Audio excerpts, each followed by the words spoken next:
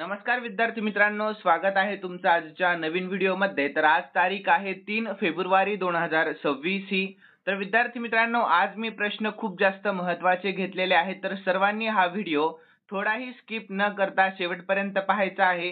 तर आजचा आपला व्हिडिओ सुरू करण्याच्या अगोदर कालच्या काही महत्त्वाच्या आपण चालू घडामोडी पाहून घेऊयात वन लाइनर स्वरूपामध्ये. तर केंद्रीय अर्थसंकल्प 2026-27 नुकताच कोणी सादर केला आहे, तर निर्मला सीतारामन यांनी सादर केला आहे. यानंतर आपल्या महाराष्ट्र गृह विभागाच्या अतिरिक्त मुख्य सचिवपदी कोणाची नियुक्ती करण्यात आली आहे, तर मनीषा पाटणकर म्हैसकर यांची. यानंतर आपल्या देशातील सर्व खाजगी आणि सरकारी शाळांना मुलींना मोफत सॅनिटरी पॅड वाटणे बंधनकारक करण्याचे निर्देश कोणी दिले आहेत, तर सर्वोच्च न्यायालयाने दिले आहेत. यानंतर विद्यार्थी मित्रांनो, नागालँड राज्याने आपले पहिले ड्रोन स्कूल आणि ड्रोन सेंटर ऑफ एक्सलन्स कोठे सुरू केले आहे, तर कोहिमामध्ये. यानंतर जगातील पहिला व्यापक एआय कायदा म्हणजेच एआय बेसिक ऍक्ट कोणत्या देशाने लागू केला आहे, तर दक्षिण कोरिया या देशाने लागू केला आहे. यानंतर पंतप्रधान नरेंद्र मोदी यांनी कोणत्या राज्यामध्ये पीएम स्वनिधी क्रेडिट कार्डचे नुकतेच अनावरण केले आहे, तर केरळ. या सर्वांनी लक्षात ठेवा. यानंतर आपल्या भारतातील सर्वाधिक वाहतूक कोंडी असलेल्या शहरांमध्ये कोणते शहर पहिल्या क्रमांकावर आहे, तर त्या शहराचे नाव आहे बेंगळुरू हे शहर. ठीक आहे, सर्वांनी लक्षात ठेवा. तर विद्यार्थी मित्रांनो, पुढील प्रश्न कोणता आहे, तर पेसा या कायद्याच्या अंमलबजावणीमध्ये कोणत्या राज्याने देशामध्ये पहिला क्रमांक पटकावला, तर ते राज्य आहे आपले महाराष्ट्र राज्य. यानंतर जगातील सर्वाधिक वाहतूक कोंडी असलेल्या शहरांमध्ये कोणते शहर पहिल्या क्रमांकावर आहे, तर ते आहे मेक्सिको हे शहर. तर 10वा प्रश्न होता कालचा आपला, तर भारतीय तटरक्षक दल दिवस कोणत्या दिवशी साजरा केला जातो, तर 1 फेब्रुवारी या तारखेला साजरा केला जातो. तर विद्यार्थी मित्रांनो, आज 3 फेब्रुवारी ही तारीख आहे. तर आजच्या चालू घडामोडीकडे वळणार आहोत आपण.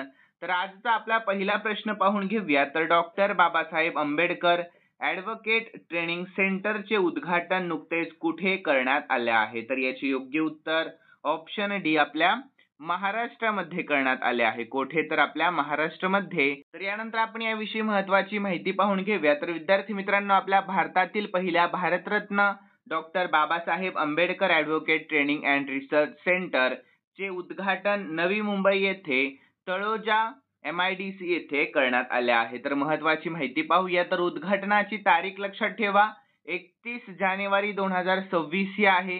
आणि कोणाच्या हस्ते करण्यात आले, तर आपल्या महाराष्ट्राचे मुख्यमंत्री देवेंद्र फडणवीस आणि आपल्या भारताचे माजी सरन्यायाधीश भूषण गवई यांच्या हस्ते या केंद्राचे लोकार्पण झालेले आहे.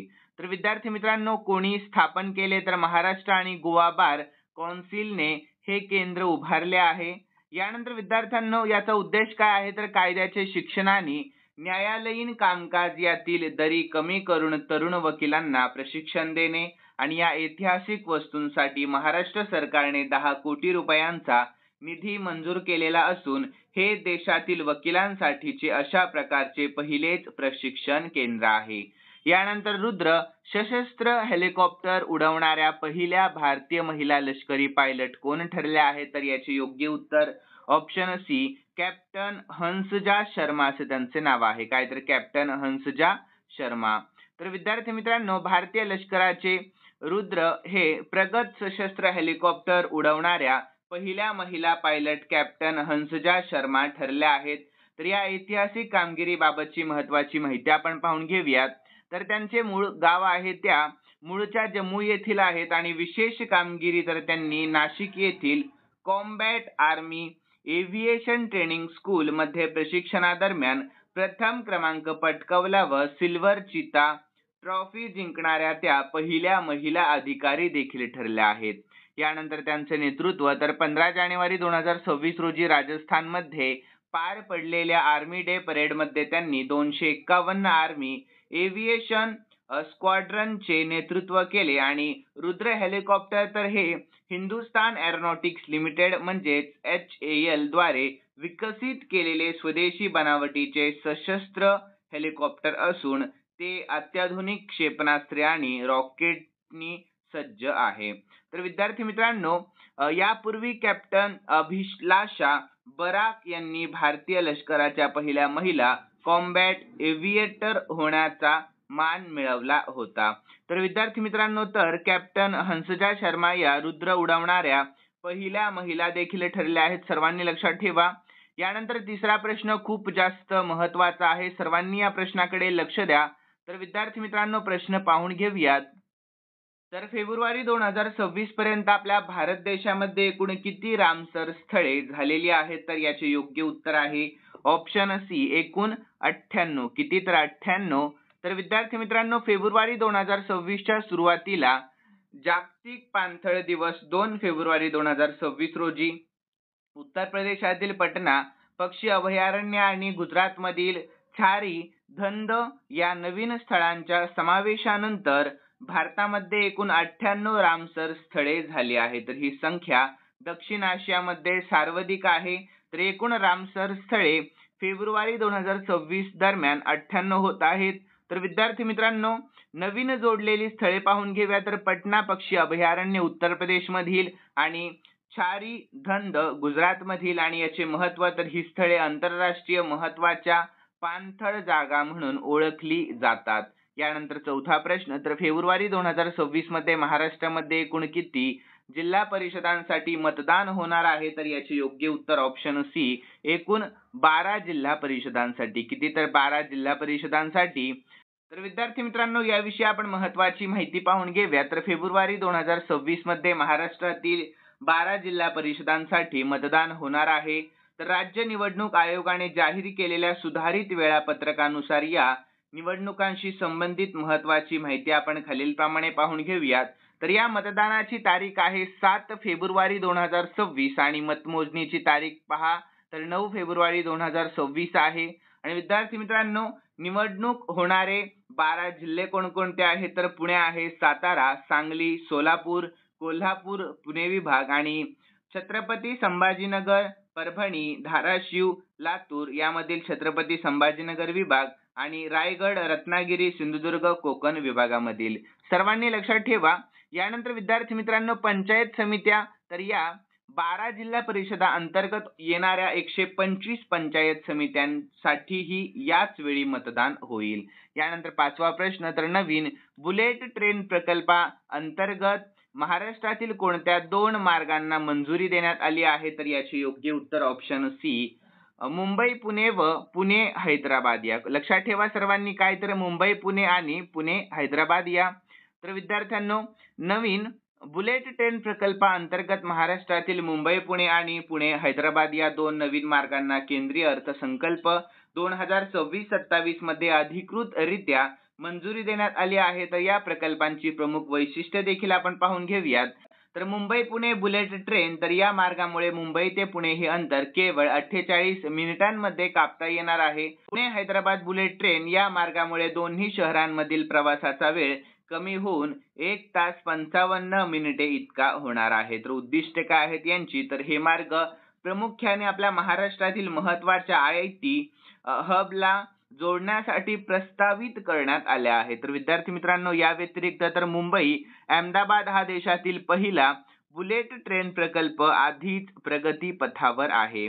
यानंतर 6वा प्रश्न, तर चर्चेमध्ये असलेले पेचोरा हे जमिनीवरून हवेत मारा करणारे मध्यम पल्ल्याचे क्षेपणास्त्र कोणी तयार केले आहे? तर याचे योग्य उत्तर आहे ऑप्शन डी, सोव्हिएत युनियन रशियाने केले आहे. कोणी? तर सोव्हिएत युनियन रशिया.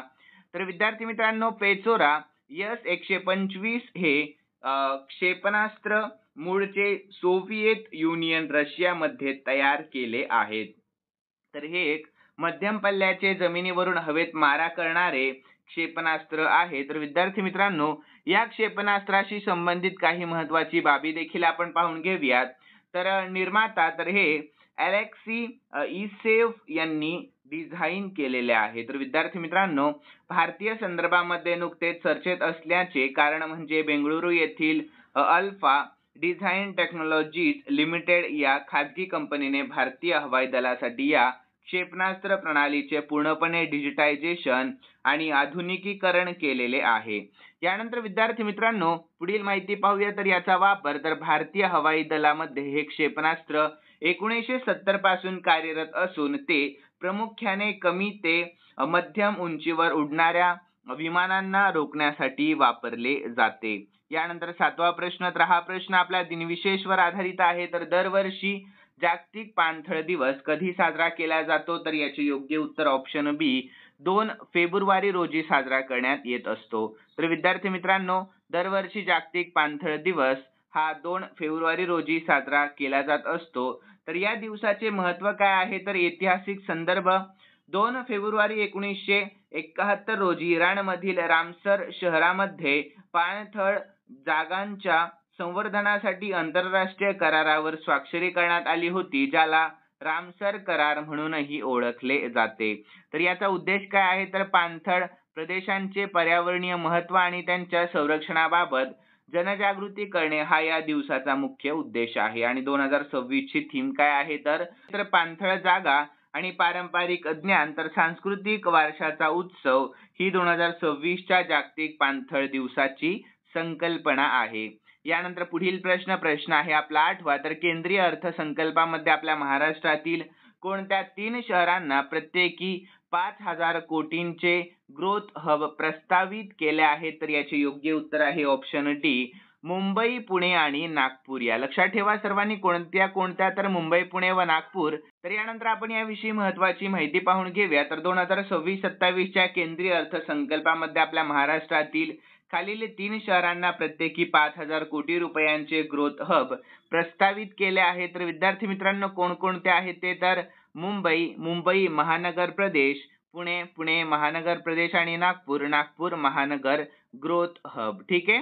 यानंतर महत्त्वाचे मुद्दे काय आहेत? तर कालावधी, तर हा 5,000 कोटींचा निधी पुढील 5 वर्षांच्या कालावधीसाठी दिला जाणार आहे. आणि याचे उद्दिष्ट, तर या शहरांना आर्थिक विकासाची इंजिन बनवणे, पायाभूत सुविधा सुधारणे आणि रोजगारांच्या मोठ्या संधी निर्माण करणे हे या उपक्रमाचे मुख्य उद्देश आहे.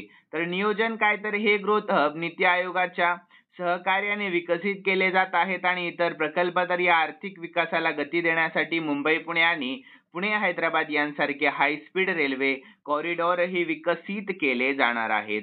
यानंतर 9वा प्रश्न, तर ऑस्ट्रेलियन ओपन 2026 पुरुष व महिला एकेरीचे विजेतेपद कोणी जिंकले आहे? तर याचे योग्य उत्तर ऑप्शन डी, कार्लोस अल्काराज यांनी. कोणी? तर कार्लोस अल्काराज. तर विद्यार्थी मित्रांनो, पुरुष एकेरी स्पेनच्या कार्लोस अल्काराजने पुरुष एकेरीचे विजेतेपद जिंकले आहे. तर त्याने अंतिम सामन्यामध्ये दिग्गज नोवाक जोकोविचचा 2-6, 6-2 आणि 6-3 व 7-5 असा पराभव केला. तर या विजयासह अल्काराजने त्याचे पहिले ऑस्ट्रेलियन ओपन विजेतेपद मिळवले आहे व वयाच्या 22व्या वर्षी करिअर ग्रँड स्लॅम पूर्ण करणारा तो सर्वात तरुण खेळाडू देखील ठरला आहे. यानंतर महिला एकेरीमध्ये तर कझाकस्तानच्या एलेना रायबाकिनाने महिला एकेरीचे विजेतेपद नुकतेच पटकावले आहे. तर विद्यार्थी मित्रांनो, तिने अंतिम सामन्यामध्ये बेलारुसच्या आर्यना सबलेंकाचा 6-4, 4-6 व 6-4 असा पराभव केला. तर रायबाकिनाला ही ऑस्ट्रेलियन ओपन जिंकणारी कझाकस्तानची पहिली महिला खेळाडू देखील ठरली आहे. यानंतर विद्यार्थी मित्रांनो, खालील प्रश्न 10वा आहे. शेवटचा प्रश्न घेतलाय मी आणि हा प्रश्न रिव्हिजन साठी मी शॉर्ट मध्ये वापस एकदा घेतलाय, कारण खूप जास्त महत्त्वाचा प्रश्न आहे. शक्यतो पाठ करून ठेवा सर्वांनी. तर आपल्या भारतातील आणखी कोणत्या 2 स्थळांना रामसर स्थळांचा दर्जा देण्यात आला आहे? तर याचे योग्य उत्तर आहे ऑप्शन सी, पटना पक्षी अभयारण्य आणि छारी धंदया. यानंतर विद्यार्थी मित्रांनो, याविषयी आपण महत्त्वाची माहिती पाहूयात. तर फेब्रुवारी 2026 मधील घोषणेनुसार आपल्या भारतातील खालील 2 नवीन स्थळांना रामसर स्थळांचा दर्जा देण्यात आला आहे. तर कोणकोणते आहेत? तर पटना पक्षी अभयारण्य उत्तर प्रदेश मधील तर एटा जिल्ह्यामध्ये स्थित आहे हा, आणि छारी धंद हा गुजरात मधील कच्छ जिल्ह्यामध्ये स्थित आहे. तर विद्यार्थी मित्रांनो, या नवीन समावेशामुळे आपल्या भारतातील एकूण रामसर स्थळांची संख्या 98 झाली आणि ही घोषणा जागतिक पाणथळ दिनाच्या पूर्वसंध्येला करण्यात आली आहे. तर विद्यार्थी मित्रांनो, खालील प्रश्न मी स्पेशली तुमच्यासाठी ठेवलेला आहे आणि हा प्रश्न आपण काल झालेल्या चालू घडामोडीमध्ये पाहिला होता. तर सर्व विद्यार्थ्यांनी या प्रश्नाचे उत्तर आपल्या कॉमेंटमध्ये कळवा. खूप सोपा आणि महत्त्वाचा प्रश्न आहे. तर प्रश्न पाहूयात. केंद्रीय अर्थसंकल्प 2026-27 कोणी नुकताच सादर केला तर याचे योग्य उत्तर सर्वांनी मला आपल्या कॉमेंटमध्ये कळवायचं आहे. आणि तुम्हाला आपला हा व्हिडिओ कसा वाटला हे देखील सांगा. आणि जाता जाता सर्वांनी या व्हिडिओला लाईक, शेअर आणि सबस्क्राईब करायला अजिबात विसरू नका. तर चला भेटूयात आपण नवीन व्हिडिओमध्ये. धन्यवाद.